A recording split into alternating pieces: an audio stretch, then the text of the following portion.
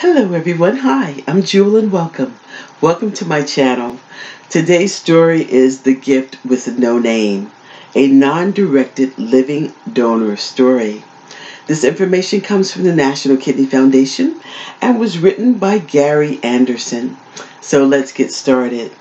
On March 27, 2009, my wife Jean and I arrived at Altoona, Wisconsin, home of my kidney donor, to meet him for the first time. My journey to his doorstep began in 1994 when I first learned I had kidney disease. However, this news was overshadowed by additional news that I had also developed non-Hodgkin's lymphoma. While receiving treatments for the lymphoma, I initiated changes in my life in an effort to extend the life of my kidneys. A reoccurrence of the lymphoma occurred in 1999, but was successfully treated.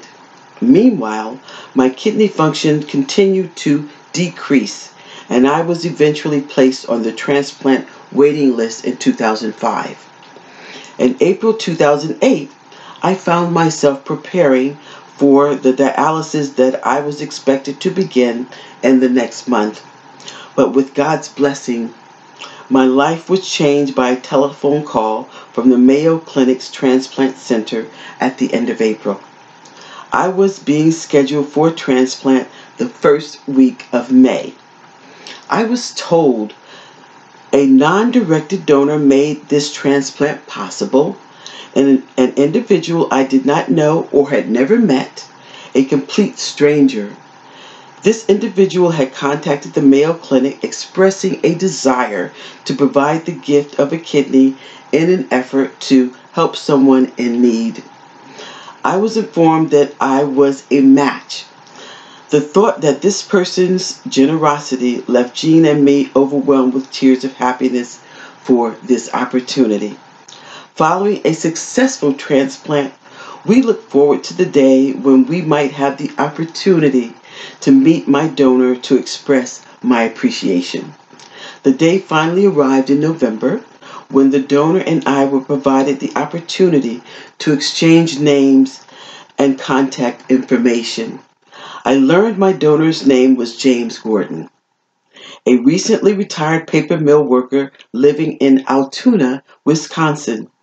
Soon after, we spoke by telephone. It was difficult during this first conversation to express the full extent of my thoughts and feelings for his act of generosity. We followed up our call sharing a desire to meet. On the morning of March 27th, Jean and I were standing at James' door waiting in anticipation of the meeting this extraordinary individual and with his family.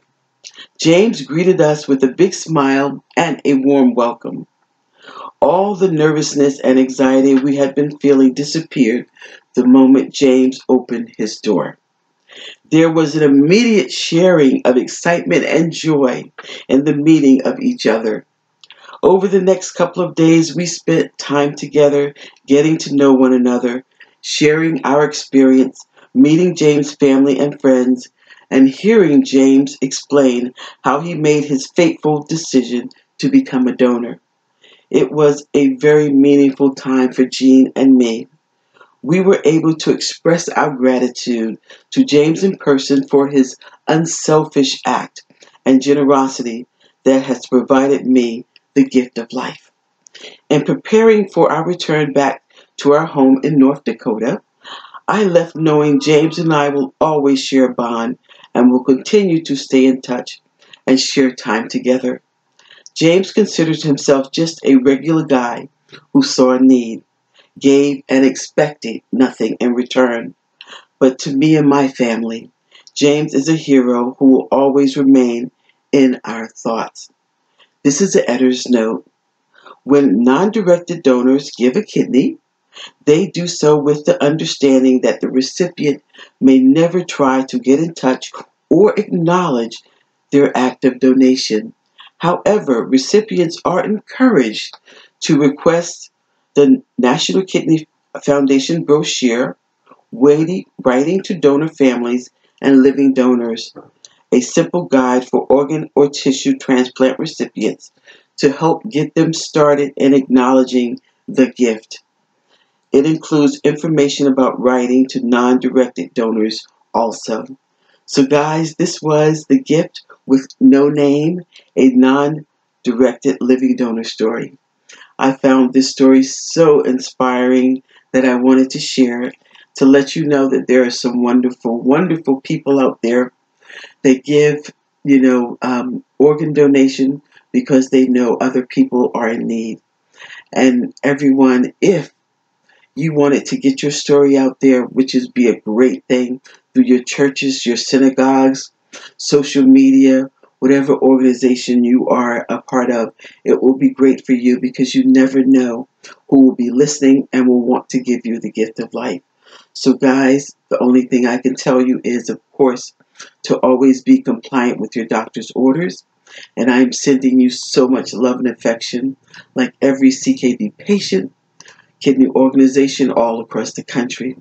We have shared your journey. We have lived this life of kidney disease with you, so we know exactly what you're going through. And as I said, all you have to do, of course, is stay compliant, be positive, be hopeful, and know that there are so many people behind you and just wanting the best for you. So guys, all I can say now is just to take care of yourselves, always be positive, and I will see you on the next video. Bye.